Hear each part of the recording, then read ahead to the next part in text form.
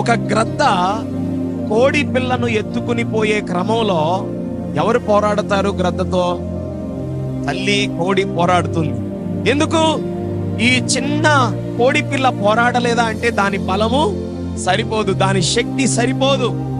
ఇది కూడా ఎప్పుడు పోరాటములో నిలబడుతుంది అని అంటే అది కూడా కోడిగా మారాలి, బలం కలిగినదిగా మారాలి. అప్పుడు ఆ గ్రద్దతో ఆ కోడి పోరాడగలుగుతుంది, ఆ కోడి పిల్ల. అదే రీతిగా దేవుని మూలంగా పుట్టిన మనమందరము రక్షించబడి చాలా కాలమైంది, రక్షించబడి చాలా సంవత్సరాలు గడిచింది. అయితే మనం ఇంకా పసిపిల్లల మాదిరి ఉండకూడదు, మనం చిన్న పిల్లల వలె ఉండకూడదు. ఈ చిన్న పిల్లల వలె నువ్వు ఉన్నంత కాలము అపవాది అయిన సాతానుడు ఎప్పటికప్పుడు నిన్ను మృంగే ప్రయత్నం చేస్తూనే ఉంటాడు.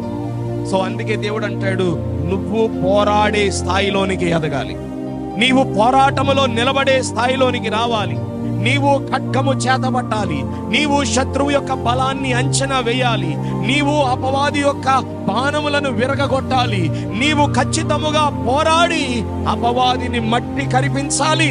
అది ఎప్పుడు జరుగుతుందంటే ఆయన మహాశక్తిని బట్టి నువ్వు బలవంతుడిగా మారినప్పుడు, రెండు ఆయనిచ్చే సర్వాంగ కవచమును మనము ధరించుకున్నప్పుడు.